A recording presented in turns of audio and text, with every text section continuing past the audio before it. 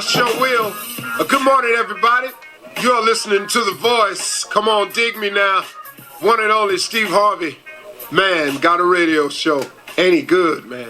That's all I can ask you sometimes. It's just, ain't he good?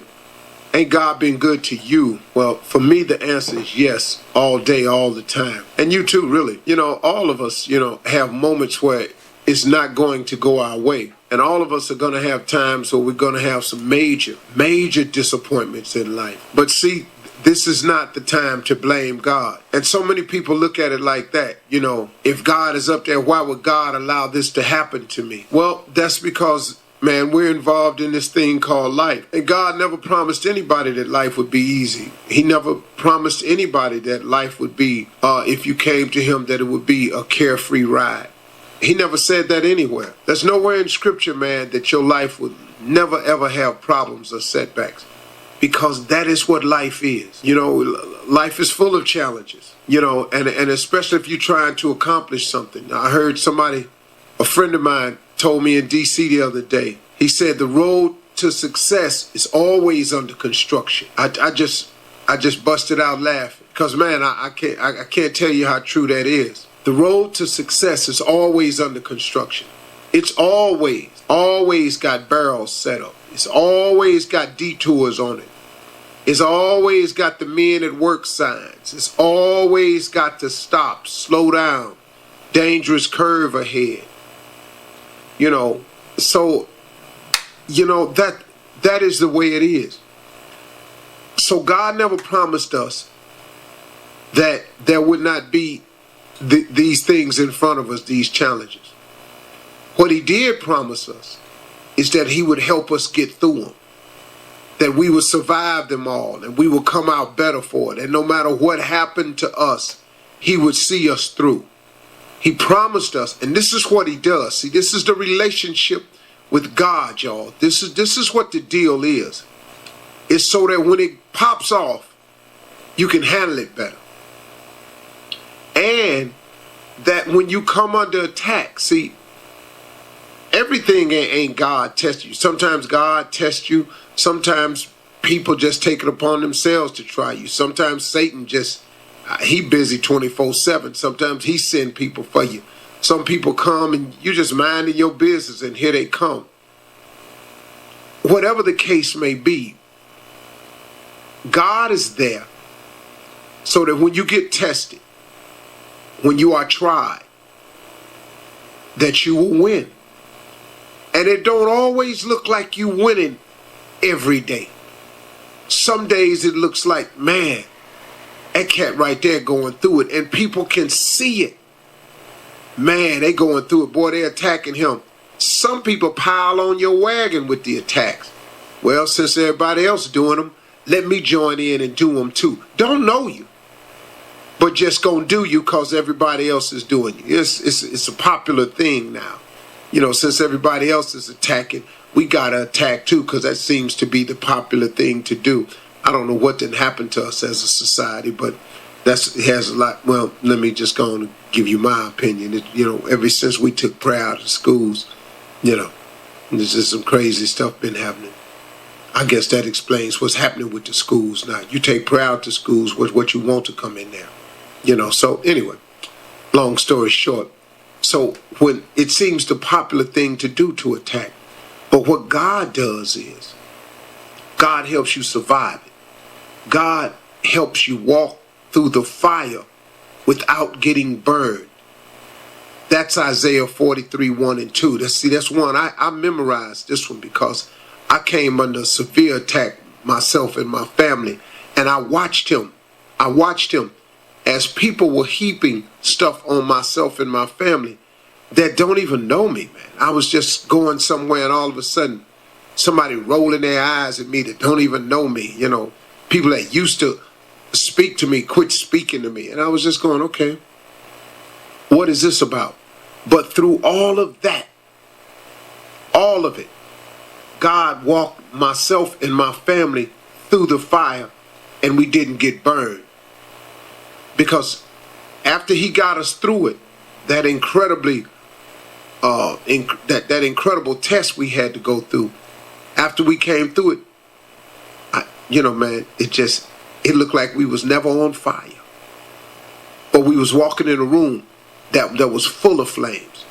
But now, God did not promise me. He said that you can walk through the fire and you will not get burned.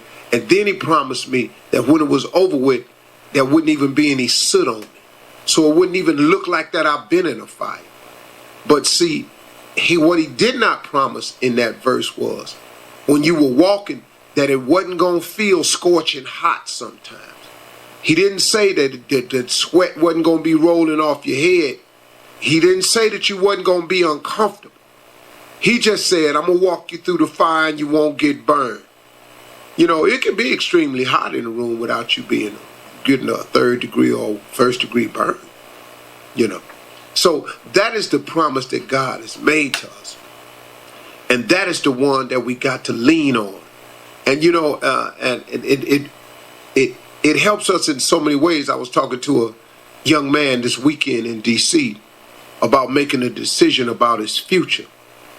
This guy had a marvelous talent, man. This guy was taking some pictures, man. I didn't even know how he could have got the shots. I've been on stage 27 years and hadn't seen these shots of me from these angles. And I was complimenting the guy. He was saying that on his job, that people were saying, wow, why are you even here? You're absolutely incredible. Why are you here? And he was going on and on and on about it. And we were talking about it after the show and his abilities. And I was just amazed at it. And then someone said to him, don't quit your job right now. You got to wait for the right time. And so I let the person say what they was going to say because it's not my business all the time to correct people. But I had such a disagreement with that statement. And so the young brother and I were talking a little bit later. And the subject came up again. And I just reminded him, if you're waiting on the right time to quit your job, to pursue your dreams and your passions, and fulfill your life's destiny, to finally get started in that business that you've always dreamed of starting. If you're waiting on the right time, the perfect time, you're probably going to be waiting for a long time. Because I've never seen the perfect time to quit come along. I've never seen the perfect time to walk away from what people think is security. See, what is required at this time is what you've heard people say it before. It's called a leap of faith. Sometimes you got to jump off that cliff. Now, when you say that to people, go jump off a cliff, man, that don't sound too exciting to too many people. It don't sound exciting to me. But that leap of faith is required. If you're ever going to see what God really has for you, you're going to have to step out on faith on more than one occasion in your life. Because another thing about success is, in order to become successful, you have to do a series of things that you're uncomfortable with. And jumping off that cliff and leaving the security of a paycheck or stepping out into the unknown, that's a very difficult decision. But ain't that what faith really is, though, y'all? Faith is the belief in things that we cannot see. That's what faith is. That is the only way that God can really move in your life and give you the things that he really got for you, is if he know that you're stepping out and you're trusting in him and only him. Not in your paycheck, not in your boss, not in the security net. See, you got to sometimes, man, you can't work with a net. Sometimes, man, if you really want to show out, you really, really want to have them going, ooh, ah, you really, really want to see, do what you doing without a net. Ever been to the circus? See, you get a little extra on the edge of your seat when the trapeze artist is up there and ain't no net. Because you know this cannot be a mistake. Because this could be fatal. So you're a little bit more nervous for the people. But when they get through, they get the biggest round of applause. When they get through, they get the biggest check at the circus. The clowns don't get the biggest check.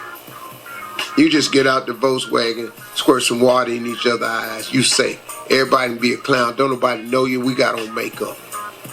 But if you get up on that high wire act, you put on all the makeup you want. you got to do some incredible things. Don't worry about it, y'all. Step of faith. Go on and make it. See what God got for you.